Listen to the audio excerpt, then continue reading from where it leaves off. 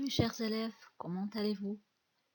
Allez-y, on va commencer aujourd'hui par la deuxième leçon de l'unité 4, le parallélisme. C'est la deuxième leçon de géométrie. Vas-y, est-ce que vous êtes prêts? Premièrement, on a les angles alternes externes. Mais avant de commencer par cette leçon, on doit faire une petite note. Pourquoi on a le titre parallélisme? Alors d'après le titre, on peut analyser qu'on doit parler des parallèles, des droites parallèles. Alors toute cette leçon est basée sur les droites parallèles. Dans les 4 cas qu'on va découvrir dans cette leçon, on va trouver des angles qui se trouvent autour ou bien sur ou bien à l'intérieur ou bien à l'extérieur des droites parallèles qui sont coupées par une droite sécante. Alors, cette leçon parle des relations entre les angles, mais à condition qu'on a des droites parallèles. La première leçon, les types et les relations entre des angles. Il a parlé des relations entre les angles, mais qui se trouvent sur une même ligne droite, sur une droite, angle opposé par le sommet. Alors dans tous les cas, dans toutes les relations qu'on a vues dans la première leçon, on a deux droites par exemple, ou bien deux droites séquentes, ou bien une seule droite qui est partagée en deux, mais on n'a pas deux droites parallèles. Dans cette leçon, on va parler des 4 cas des relations entre les angles, mais toujours on a des droites parallèles qui sont coupées par une droite séquente. Premier type, c'est les angles alternes internes. Comme dans la figure suivante, on a AB parallèle à CD, la droite AB parallèle à CD. La droite MN, c'est une droite séquente. Séquente, c'est-à-dire elle coupe chaque droite par un seul point. Alors la droite MN coupe AB à un seul point qui est E. Et la droite MN coupe la droite CD par un seul point qui est F. Donc on peut dire que MN et AB sont séquentes et MN et CD sont séquentes. Donc on a deux droites parallèles AB et CD sont coupées par une seule droite qui est MN.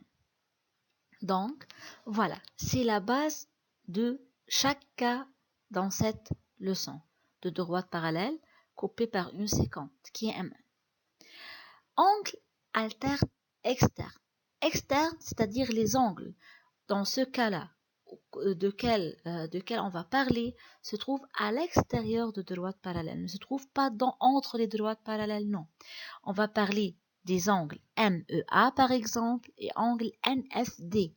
Les deux angles coloriés ici se trouvent à l'extérieur de droite et non pas dans les droites ou bien entre les deux droites.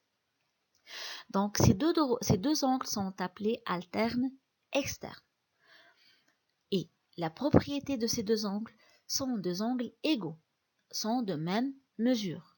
Donc on peut dire que l'angle AEM et l'angle DFN, qui sont coloriés par la couleur rose, sont égaux car ce sont deux angles alternes internes formés par deux droites parallèles et une séquente.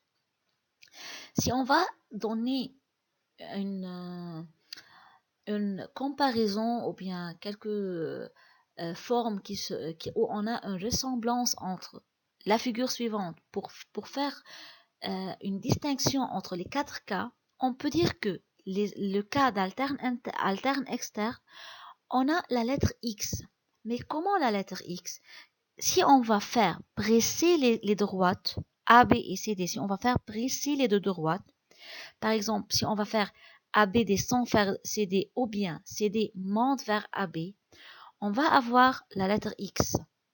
Donc, on a les angles opposés par le sommet. Donc, on peut faire comme ressemblance que les angles alternes externes sont les angles opposés par le sommet, mais dans le cas où les droites sont séparées. On a la lettre X si les droites sont pressées, sont confondues. Mais les droites les droites parallèles, bien sûr. Si on va presser les droites parallèles AB sur CD, donc on va avoir la lettre X. Donc, alterne externe se ressemble aux angles opposés par le sommet. Alors, on peut dire que AEM égale DFN, car ce sont deux angles alternes externes formés par deux droites parallèles et une séquente. Y a-t-il des autres angles alternes externes dans cette figure? Oui, il y a. On a l'angle BEM et l'angle NFC. Ce sont les deux angles aussi alternes externes, mais deux autres côtés. Sont aussi égaux, bien sûr, tous les angles alternes externes, chaque deux angles alternes externes sont égaux. Donc, angle MEA égale DFN et l'angle MEB égale angle NFC. Ce sont deux angles. Chaque deux angles sont alternes externes égaux car sont formés d'après deux droites parallèles et une séquente. Maintenant, on a des angles alternes internes. Alternes internes, d'après le titre de ce cas, alors on parle des angles qui se trouvent à l'intérieur de deux droites parallèles. Le premier cas, on a des angles alternes externes, alors se trouvent à l'extérieur. Maintenant, on parle des angles qui se trouvent à l'intérieur, comme dans la figure ci-contre montre. On a les angles BJK et l'angle JKC. Sont deux angles qui sont coloriés en jaune, se trouvent entre les deux droites. Et on a aussi l'angle AJK et l'angle JKD, les angles coloriés en bleu, aussi se trouvent entre les deux droites. Donc, on a des angles qui se trouvent à l'intérieur. Mais toujours, on a deux droites parallèles, AB parallèle à CD, et on a une séquente qui est MN, qui coupe la première droite en J et coupe la deuxième droite en K. Donc, on a les droites parallèles.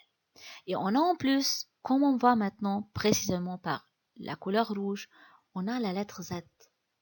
L'alterne interne est basée sur la lettre Z. La lettre Z par n'importe quelle forme.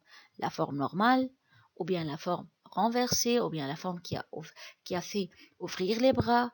Donc, quand on trouve une lettre qui ressemble à la lettre Z, donc on a des angles alternes internes. Les angles alternes internes, quelle est sa propriété ou bien quelle est leur propriété? La propriété c'est, ce sont des angles égaux, comme les angles alternes externes. Alors, les angles alternes externes qu'on a dit qui ressemblent au cas des angles opposés par le sommet, si les droites parallèles sont pressées, alors on a la lettre X dans les angles alternes externes, mais la propriété était que les angles alternes externes sont égaux. La même chose ici, dans les angles alternes internes. Mais ici, on a la lettre Z. Dans le cas où on a alterne interne, donc on a la lettre Z. La lettre Z indique qu'on a des angles alternes internes. Alors, on peut dire que BJK égale JKC. Les deux angles formés dans la lettre Z sont des angles alternes internes égaux. Et la même chose, on peut trouver qu'on a aussi une deuxième lettre Z qui a fait ouvrir les bras et tourner le visage, qui forment AJK et JKD, les angles qui sont coloriés en bleu. Alors ces deux angles sont aussi alternes internes et sont aussi égaux. Donc AJK et JKD sont deux angles égaux, car ce sont deux angles alternes internes formés par deux droites parallèles et une séquente. Maintenant, le troisième cas, les angles correspondants. Quand on dit des angles correspondants, toujours on va trouver deux droites parallèles et une séquente. Mais aussi, maintenant, on va chercher la lettre F. Rappel, alterne externe, on va trouver la lettre qui ressemble à la lettre X si les droites sont pressées. Alterne interne, on va chercher la lettre Z pour trouver les angles alternes internes. Les angles correspondants, on va trouver la lettre F.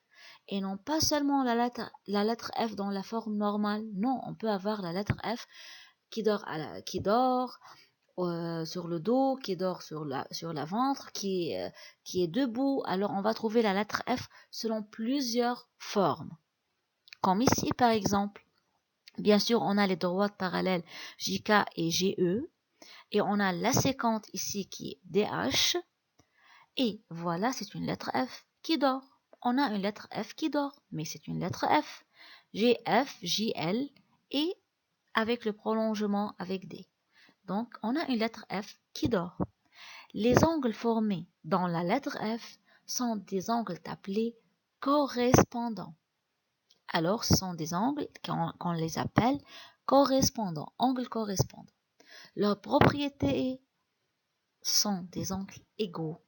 La même chose. Alors les angles correspondants sont des angles égaux. Donc l'angle JLD et l'angle GFL ou bien GFD, c'est la même chose, sont deux angles correspondants égaux car ils sont formés par les deux droites parallèles GE et JK et une séquente qui est DH. Ici, on a des autres angles correspondants. Dans une autre partie, on a aussi la lettre F. Voilà, on a la lettre F qui apparaît maintenant. GL, F, G, H. GL, F, G, H. C'est une lettre F qui dort aussi et qui regarde l'autre côté. Donc les angles formés ici sont des angles correspondants. Les angles GLF et GFH. GLF et GFH sont des angles correspondants. Voilà. On a les angles correspondants. Alors de même sont des angles correspondants égaux. Est-ce qu'on a aussi de la lettre F? Oui, on a la lettre F. Regardons en bas maintenant. EFL et KLD, pardon. EFL et KLD. Voilà, sont des angles correspondants. La lettre F est en bas. Et la même chose, on a une quatrième lettre F qui est formée par KLF et EFH. KLF et EFH. On a 4 lettres F. 2 lettres en haut et 2 lettres en bas. Et les 4 angles, chaque 2 angles sont 2 à 2 égaux, sont correspondants. Premiers 2 angles égaux sont GLD et GFL, 2 angles correspondants égaux. On a GLF et GFH, 2 angles correspondants égaux. On a EFL et KLD, 2 angles correspondants égaux. On a KLF et EFH, 2 angles correspondants égaux. Arrivons au dernier type, les angles intérieurs de même côté de la séquente. Ici, on parle des angles intérieurs. Alors, c'est comme les angles alternes internes, ce qui se trouve à l'intérieur de deux côtés de droite, ou bien de deux droites parallèles. Donc, les angles alternes externes se trouvent à l'extérieur. Angle alterne interne se trouve à l'intérieur de deux droites parallèles. Les angles correspondants, on a vu le F, la lettre F. On a vu un angle qui se trouve entre les deux droites parallèles et le deuxième angle se trouve à l'extérieur. Alors, les angles correspondants sont angles mixtes, on peut dire. Et les angles intérieurs de même côté, d'après le nom, se trouvent dans les deux droites parallèles, entre les deux droites parallèles, mais du même côté de la côté séquente, de la droite séquente, se trouve entre les deux droites parallèles et du même côté. Non pas comme les angles alternes internes, un angle de côté et l'autre de l'autre côté. Non, les deux se trouvent du même côté de la séquente. Voilà par exemple, on a les deux droites parallèles AB et CD et la séquente MN qui coupe AB en J et qui coupe CD en K. Et voilà l'angle BJK et l'angle DKJ. Deux angles se trouvent entre les deux droites parallèles et du même côté de la séquente. Donc, sont les angles intérieurs de même côté. Ici, la règle dit que les angles intérieurs de même côté sont supplémentaires. On a vu dans les angles alternes externes des angles égaux, dans les angles alternes internes des angles égaux, dans les angles correspondants des angles égaux. Mais dans le dernier type, on a des angles supplémentaires, c'est-à-dire la somme. Les deux angles ensemble sont égaux à 180 degrés. Si on va donner une lettre qui ressemble à ce cas-là, on peut dire qu'on a la lettre U. Regardons, on a à peu près la lettre U. Donc, alterne externe, on peut chercher la lettre X, à peu près la lettre X. Alterne interne, on a la lettre Z qui est très claire. Correspondant, on a la lettre F qui est très, très claire. Et ici, dans ce cas-là, on a la lettre U. B, J, K, D. Et les angles qui se trouvent du même côté sont supplémentaires. Donc, on peut dire que l'angle, la mesure de l'angle BJK est plus l'angle JKD égale à 180 degrés. Est-ce qu'on a une deuxième U ici, une deuxième lettre U? Oui, de l'autre côté. On a ici l'angle AJK et l'angle CKJ. Voilà, on a ici la lettre U de l'autre côté. Donc, aussi, on a la mesure de l'angle AJK plus la mesure de l'angle JKC. Maintenant, la démonstration logique. C'est quoi une démonstration logique? Dans la géométrie, ce n'est pas logique ou bien ce n'est pas juste de dire tout de suite la réponse. Car toujours dans la géométrie, au lieu d'une méthode ou bien d'une façon de répondre, on a plusieurs. On a beaucoup des méthodes ou bien beaucoup de façons de répondre à la question ou bien pour trouver la réponse. C'est quelque chose qui se base sur la vue. Quelqu'un, il a observé la figure d'une façon, alors il a fait une analyse personnelle, il a trouvé la réponse d'après son logique, donc peut-être c'est correct. Une autre, il a vu la figure de notre côté, de notre point de vue, alors il a une autre démonstration. C'est pour cela, c'est nécessaire d'écrire comment on a trouvé la réponse. On a basé sur quoi pour trouver le résultat demandé. C'est pour cela, on doit essayer toujours à dire pourquoi. Comme en français, on a la cause et on a la conséquence. Pour chaque cause, il y a une conséquence. Et pour chaque conséquence, il y avait une cause. C'est quelque chose comme la chaîne. On ne peut pas dire la réponse tout de suite. D'où on a cherché cette réponse? Qui a donné, ou bien qui nous a donné la raison pour dire c'est la réponse? C'est sur quoi on a se basé? Donc c'est pour cela on a puisque et on a donc, on a car et on a donc. Alors, et pour faciliter le travail, on a donné des symboles aux connecteurs logiques. Au lieu d'écrire à chaque fois puisque, on écrit les 3 points selon cette forme. Rappelez-vous, puisque le P a le pied vers le bas. Le P a un pied vers le bas. Donc, on a le troisième point va être vers le bas. C'est le puisque. Alors donc, le D a un bras vers le haut. Donc, le D le D regarde vers le haut. Donc, le troisième point va regarder vers le haut, va être en haut. Puisque, donc, ce sont les mots qu'on va utiliser toujours en faisant une démonstration logique. Puisque le troisième point vers le bas, donc le troisième point vers le haut. Un exemple par un exercice pour voir comment on va faire cette démonstration. Dans la figure ci-contre, on a AB, une droite AB ou bien une demi-droite AB qui est parallèle à la demi-droite CE.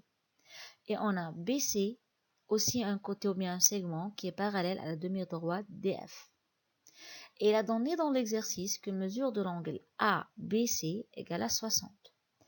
Et il a demandé de trouver mesure de l'angle BCD, mesure de l'angle CDF et mesure de l'angle FDE.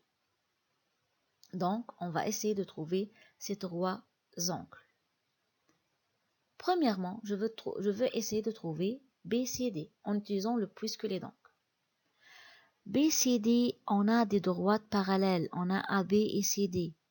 Donc, je vois d'une façon très claire la lettre Z. A, B, C, D. On a la lettre Z. Donc, on a tout de suite quel type des angles? On a les angles alternes internes. Et les angles alternes internes sont égaux. Donc, l'angle B égale l'angle C. Et puisque l'angle B, il a dit dans l'exercice que l'angle B, c'est-à-dire ABC égale à 60, donc bien sûr, angle C égale à 60. Donc, l'angle BCD égale à 60. J'ai analysé la figure. On va écrire maintenant. Comment je veux écrire ça?